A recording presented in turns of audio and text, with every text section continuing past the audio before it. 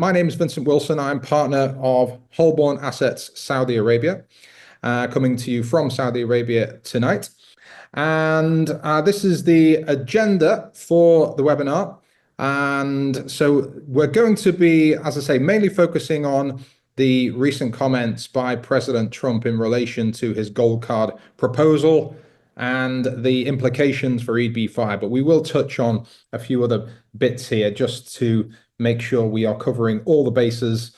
And we will talk a little bit about Holborn, a bit of a recap on what the EB-5 program is, and of course, what President Trump said, and therefore what we think is likely to happen thereafter. Okay, just quickly then, by way of an introduction, you may have seen some of our webinars before, but for those of you that haven't, Holborn Assets is a global wealth management firm. We've actually been around for quite some time now, over 25 years actually. We are a British family firm originally, although we do have offices all over the world, 20 offices now, and in excess of 20,000 clients. And for those clients, we manage over $2 billion of assets in the general wealth management part of the business. But a few years ago, we added a division to the business called Holborn Pass, which is our citizenship and residency department in the business. And it has grown exponentially. We are quite a big player in the citizenship and residency space now, one of the biggest agents in the world for the Portugal Golden Visa, although that's not the topic of today's conversation, of course. But we also have some very good experience with the US immigration programs, of course, which is what we're talking about tonight. Personally, I've been in the industry for nearly 20 years, 19 years to be precise, and I've worked in different parts of the world, Hong Kong, Singapore. I've also worked in North America, so I'm actually a US regulated advisor myself for the wealth management part of the business. But the citizenship programs don't really fall under the regulated part of the business. But that's just to give you a bit of background. So what do we do in relation to the residency programs? Well, in a word, everything really. So we're not just looking to set you up on the initial part of your journey towards acquiring a green card in the US. It's really a multi-year relationship, and there will never be a point where you or your family would be sitting at home thinking, right, well, what's next? What do we do now? Or, not being sure about the next part of the process. We will be with you for that entire journey, which includes all of the things you can see on the screen here. Opening a US bank account, getting your initial residency permit and your conditional green card, of course, getting that over to you, helping you with any tax-related tax return issues, and making sure that the investment relating to the EB-5, of course, is administered in such a way that, of course, you, first of all, get your investment back at the end and make sure you get any return that is coming with that investment as well. So it's a full spectrum service, and we're with you for all of that journey. Just quickly, this is a very detailed slide, so we're not going to go into all of this detail. You'll be relieved to hear, but it's just to give you a snapshot of all the global, some of the global residency and citizenship programs that we have available. On the citizenship side of things, where you can get a passport very, very quickly, that is predominantly in the Caribbean, although there is, Malta and Turkey in there as well. And on the residency side of the slide here, that includes the USA. And in some cases, these different countries do offer you a path to citizenship as well. Not always, though. So that's just a snapshot. And just quickly to say, if there is any residency program anywhere in the world, we are able to access it, and we can help you out with that, should you wish to do so. So what is the EB-5? Well, the EB-5 is the US Immigrant Investor Visa Program. It's really one of the most popular and successful investor immigrant programs in the world. It's been running for a very long time now, since the 1990s, in fact. So it is extremely popular, and it's really, in that sense, one of the most successful in the world. The EB-5 Regional Center Program particularly has been very, very popular over the last 15 years. And there's now tens of thousands of green card recipients who've been investors in the program, happily and successfully, of course. But it was actually revised and improved really in 2022. And it's quite a rare thing in the citizenship space where a program is changed, but changed for the better. That doesn't often happen. Usually they make the program more difficult, or they make it more expensive, or they make it longer to invest, this type of thing. But in 2022, it was actually revised, and it made it significantly better than it previously was. So that was quite a nice thing to see. But this is just a timeline of how EB-5 has evolved over the years, starting in the early 90s. And then it was not particularly that popular, really, for many years. But after the financial crisis here, there was a huge uptick in the EB-5 program, in the interest, to the point where it went from a few hundred applications a year up to a peak of 14,000 applications a year. And then when the old program expired down here in September 2021, it was revamped and improved and streamlined, I suppose you would say. And that led to a big takeoff in interest again thereafter. And at that point in 2022, the program was reauthorized until 2027. So what do you need for the EB-5? Of course, the first thing and the main thing is the minimum investment of 800,000 US dollars, which is either in a rural area or an area of high unemployment, which would be an area with unemployment of at least 150% of the national average in the US. So that's, of course, the primary requirement, and the most difficult one, of course, because not everyone has $800,000 lying around. But that is, of course, the main point of this, is to attract inward investment into the US. Second point is that the source of funds, the source of the $800,000, has to be a lawful source. We have to be able to trace and show that it is a lawful source. You don't have to show your entire wealth and where all of your wealth is based, or where it comes from, but certainly the 800,000 here has to be clearly traceable in that respect. The EB-5 program was really created to stimulate investment and employment in the US. So by that token, the investment that you make is intended and must really be shown to generate at least 10 new full-time jobs in the US. It must also be an investment at risk. So what that means is you cannot just buy, say, US government bonds, or put the money in a US bank account. Sometimes clients ask us those questions. Can I just buy a US Treasury or this type of thing? And the answer, of course, is no. So being at risk means that it's going into an actual investment. Doesn't necessarily mean that it's a risky investment, but an investment nonetheless. And all investments have an element of risk, but the money must be deployed in that way. And as an extension of that, it must be in a US commercial enterprise, where this is a new part of the business, and therefore is creating these new full-time jobs, being sponsored by one of the many regional centers which are involved in the EB-5 process. And why do people go for EB-5, or what are the main attractive features? Just quickly to touch on that, you can apply and include your spouse and any unmarried children under the age of 21. You do not require US employer sponsorship. Now, this is very topical at the moment, actually. We've seen a very big increase in inquiries from people who are already in the US, working in the US on a H-1B visa, and they are concerned that they may, if they lose their job, they may have to leave the US, they may have to take their kids out of school, this type of thing. So by having your own green card, your own EB-5, if you were to change your jobs, take a career break, or lose your job, you would not be required to leave the US, because you would have that right to remain with your EB-5, with your conditional green card. So this is something that's quite relevant, especially, of course, for people who are in the US but don't yet have a green card.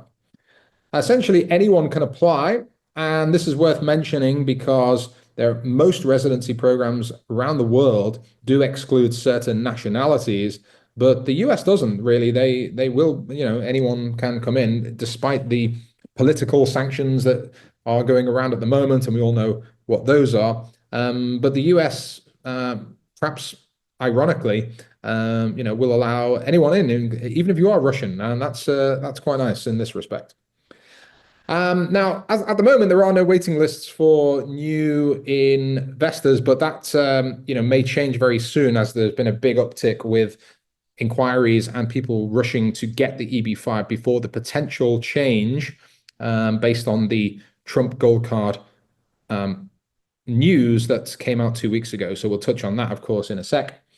The faster processing refers to the faster in relation to the old system, and now we're in the new system post 2022.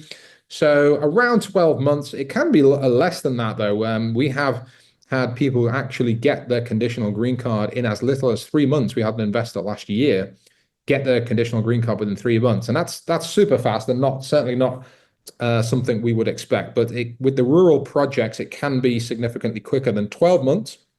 6, 8 or 10 months is very, very, very doable. But 12 to 15 months certainly for the urban projects.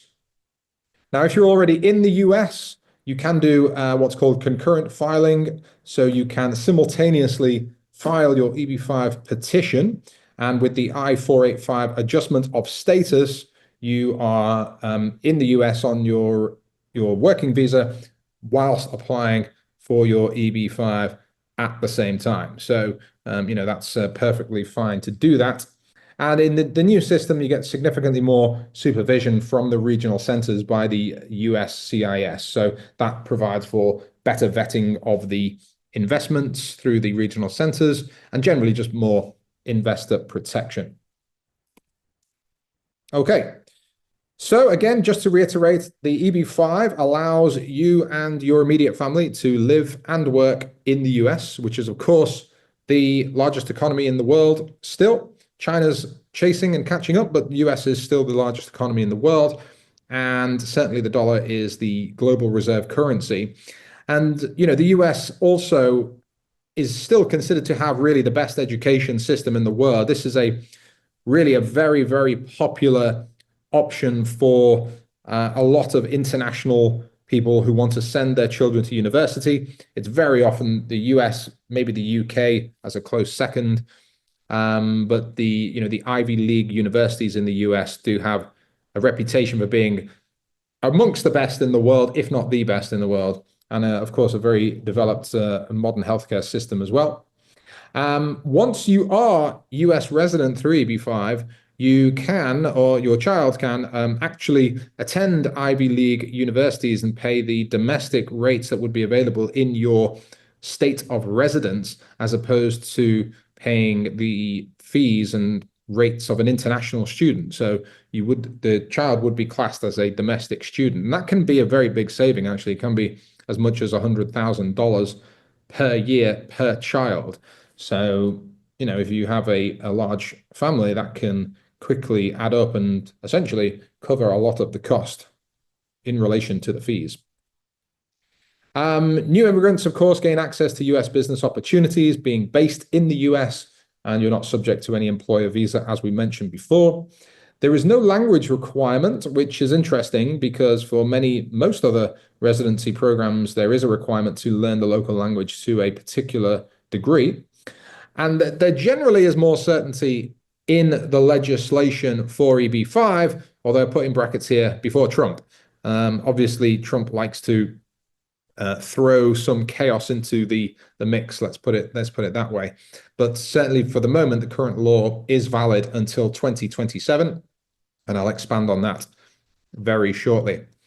The investment is paid back in 3 to 5 years, depending on the project that you're investing in. So that varies from one project to another. but it is paid back, and it is an investment. So you will generally receive some investment return, some interest on your investment, essentially, although the investment return is certainly never the primary reason for doing EB-5. Of course, the reason is to gain entry to the US and to gain the green card. Okay, so getting down to the main point of the webinar this evening, the Trump Gold Card, as it has been called. So Trump came out 2 weeks ago. What did he say exactly? Well, amongst other things, he said that he would like to replace the EB-5 program with what he called his new Gold Card program, which would give permanent residency or a green card for an investment of $5 million US. Quite a change to the current situation. The Commerce Secretary, Howard Lutnick, said that the EB-5 program, amongst other things, was a way to get a green card that was low price. I'm sure the people who've invested $800,000 probably wouldn't say it was low price, but there you go. And he also went on to say, we're going to end the EB-5 program. We're going to replace it with the Trump Gold Card. Okay. So, initially that sounds fairly definitive, but it's not quite as easy as that, as we'll see. And there were due to be additional details released after the February 25th announcement, which is kind of now, and there's very little information that has yet come out.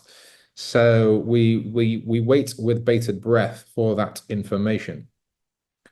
But from the statement that was released, I think we can say that there were 5 key takeaways from that statement. Number one, of course, that Trump will not support the renewal of the EB-5 program at the very least, although that renewal would be up in 2027. So at the very least, he's not going to support that. And the statements that were made appear to refer to all of the EB-5 program, which is both the regional center and any standalone petitions.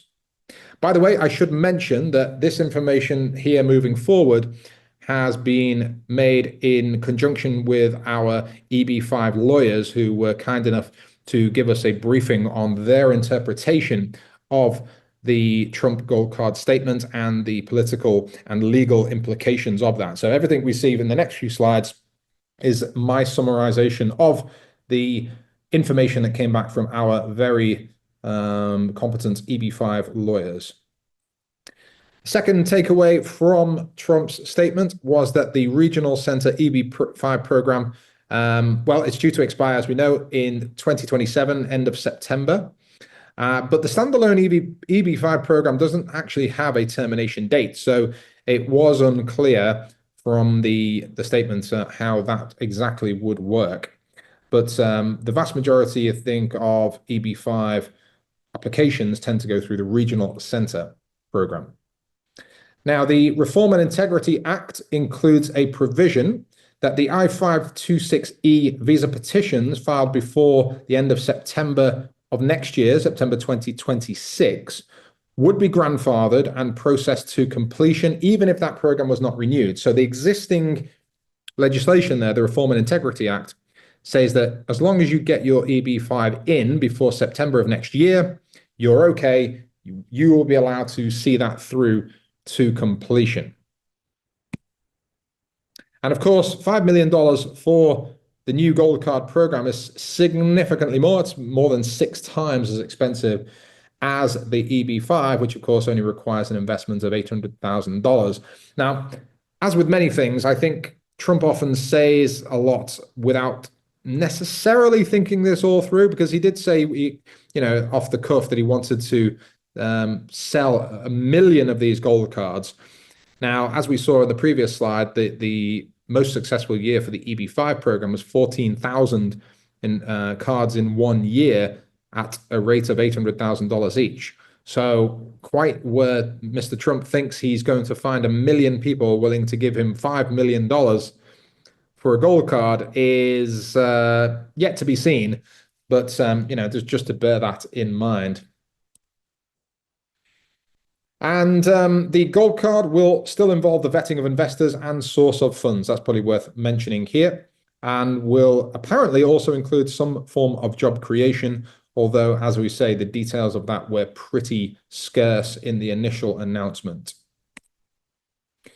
So the question on everyone's mind in relation to EB-5, certainly within the industry here, is can Trump make these changes by executive action? You may have seen, I'm sure you have if you've watched the news over the last few weeks, that one of the features of the Trump administration so far, we're only 2 months in, has been an absolutely relentless signing of executive orders. I think he did 100 in the first day, if I remember rightly, but he is making a lot of executive actions in order to try and force through his policies. But can he do it in relation to this program? Well, the EB-5 program was actually created by legislation, as we just mentioned, and it can only therefore be changed with new legislation, with new legislative action. So that requires a motion going through the three branches of the government there, the House, the Senate, and of course then the President. We know the president would, of course, sign it off, but the president is the last part of that process. Politically, it has to pass the House and the Senate, and then it ends up on the president's desk for him to sign into law. So the question is, how's that going to work? Well, the legislation on immigration policy requires a 60-vote majority in the Senate to get through. And the Republicans control the House of Representatives by 1 vote, and they control the Senate by 3, only 3. So the Republican Party are actually 7 votes short of the required 60-vote majority in the Senate. Now, this is important to note because US politics is now more polarized than really it's ever been. So generally, when legislation is proposed to the House and the Senate, the senators and the governors in those chambers generally vote along their party lines. Occasionally, you will get some crossing over party lines to vote with the other side, but it's the exception rather than the rule. So just on that basis, it may be difficult for the Republicans to get this through, even if they do end up proposing it as a new piece of legislation. The other possibility was that immigration legislation, there was rumors this could possibly be passed through the 50-vote majority available to the so-called reconciliation budget measures, because that was a strategy which was unsuccessfully tried by the Democrats in 2021. I think we can probably dismiss that possibility. So it is theoretically possible that Congress could try to pass the gold card legislation via that 50-vote reconciliation measure, as just mentioned, if they're not trying to get rid of EB-5, but they're just changing it to increase the investment to 5 million. That is a potential possibility. But even then, it would still be quite difficult to get through both chambers of government there, the House and the Senate. But if it did get through, the key question then would be this question of the effective date of the change and its impact on visa petitions filed before the date of this legislation. So it is possible that this can be forced through. Essentially, there's a few different ways that might happen. And then if it did, the question is, well, is it still valid for those of us or those of the investors who have already filed their petitions, and to what date? And so basically, just to summarize that, President Trump cannot unilaterally just sign an executive order and abolish EB-5. That is virtually impossible. But it is possible he could, in theory, suspend an immigration program based on national security grounds, because this is pretty much what he did do during COVID. He closed the border and banned certain incoming nationalities from coming in. But this is highly likely to be met with illegal challenges from the regional centers and any investors who were awaiting adjudication on their submitted visa petitions. Okay.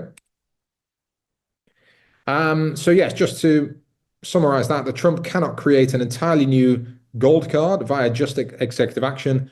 Really speaking, the main way would be through the 60-vote majority, creating a new piece of legislation. So what would be the best case scenario then? And like we say, we are awaiting some new clarification any day now, really. It's really due already on what this gold card will look like. But the best case scenario would be that Trump allows the regional EB-5 program to end at its existing termination date, 30th of September 2027. And as we know, any petitions that are already in before the previous year, i.e. September 26, would be allowed to see their way through. This would seem to be a wishful thinking, really, though. I mean, Trump, love him or hate him, he does have a tendency to try and follow through with the things that he tries to say, regardless of how much disruption that may cause. The worst case scenario is that Trump ends the EB-5 program, or tries to end it, both regional and standalone, sometime in 2025, by successfully passing legislation and then, of course, signing it into law by signing it as the president.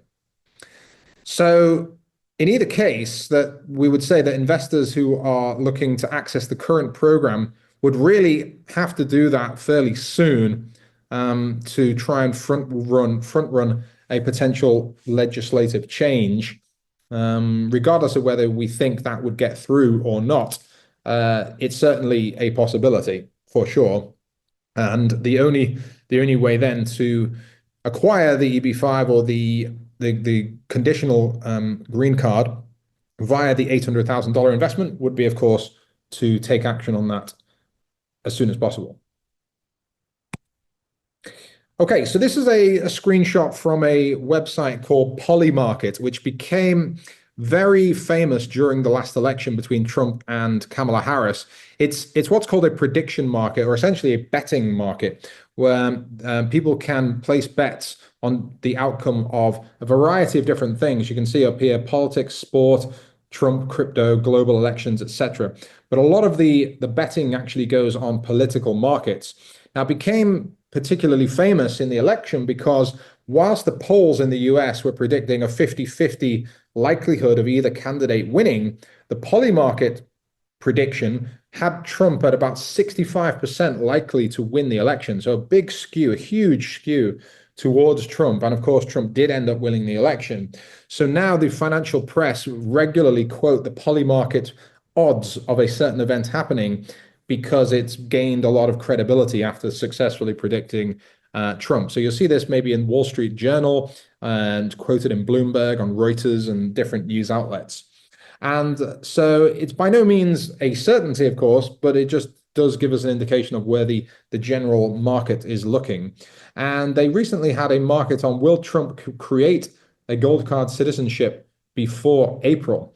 And at the time, and this is a week or two out of date now, but at the time it was a 63% chance that he would create this in some form before April, which is of course a very high percentage. Now, again, this doesn't guarantee anything, but it does speak to the fact that the general feeling is that in some form or another, this is going to materialize. Another market they have there on Polymarket was how many gold cards will Trump sell in 2025? And there's a range that people are sort of projecting for this, 0 being its own bracket, so no gold cards, and then 1 to 100, 100 to 1,000, and so on, depending on how many you think. Now, the largest market here was 21% at 0. So, first of all, you might think, okay, well, the largest prediction is that there won't be any gold cards, so that's a relief. But another way to express this is that there's a 79% chance that there'll be more than 0. So again, this suggests that the market, or the prediction market in this case, is putting quite a strong likelihood on Trump following through with this gold card threat, as it were. Okay, so just a quick recap on the EB-5 process as it works in terms of applications. So step 1 is that you come on board as a client of Holborn Pass, and we would help you to fill out the forms with the regional center. We would, of course, help you to choose a qualifying investment as well, and we have many investments available for the EB-5 process. We would also introduce you to our immigration lawyers. You can appoint your own EB-5 lawyers if you wish, but we have our preferred ones that we like to use, and we have used them for many years. And they're very good.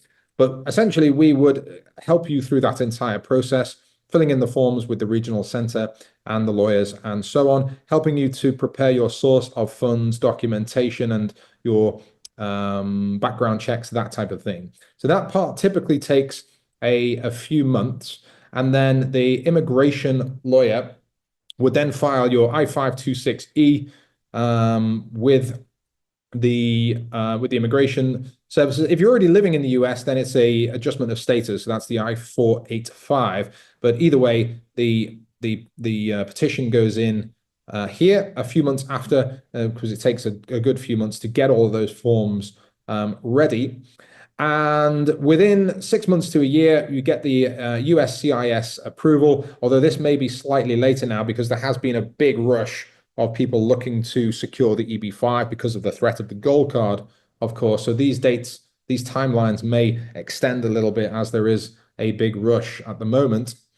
And at that point, though, when you get the approval, you get your 2-year conditional green card for yourself and your family, whether that's your spouse or children if you have them. And you then essentially have all of the rights that a regular green card holder has in the US. So you can live there, you can work there. If you lose your job, you don't have to leave. If you're already in the US, you don't have to take your kids out of school and go back to your home country. So you have that security of being able to stay in the US. It is a conditional green card, and the conditional part of this means that the authorities there want to see that the money is invested in the EB-5 program for at least 2 years, and it's created the 10 jobs that it's supposed to have done. So 2 years after having the conditional green card, we can go with the lawyers and make a file of the I-829 to remove the conditions on the green card. So that essentially just means that the regional center will demonstrate that the jobs have been created, that the process has been followed, and the money has been invested in the EB-5 project for all of that time. At that point, then you are able to obtain the unconditional green card. And essentially then, that's the full green card status. And after 5 years of this process, you have the option to apply for citizenship in the US, should you wish to do so. Okay, now just quickly, I just mentioned that we generally work with a few different regional centers, although we do tend to favor the larger ones for the track record and the success. So the USIF or the US Immigration Fund are the biggest regional center in the US, bar none. They have a very long track record, a lot of projects, thousands of investors have been through their program, and it's one of our preferred partners for regional centers in the US, although we do work with others. But it is very important to choose the investment and the regional center carefully. And that's not the topic of this webinar tonight, of course, but we do have some very attractive options for the EB-5 investment, which satisfy the requirements, of course. But this is just an example to say that we do often like to work with USIF just because they are the biggest by far, and therefore have the longest track record.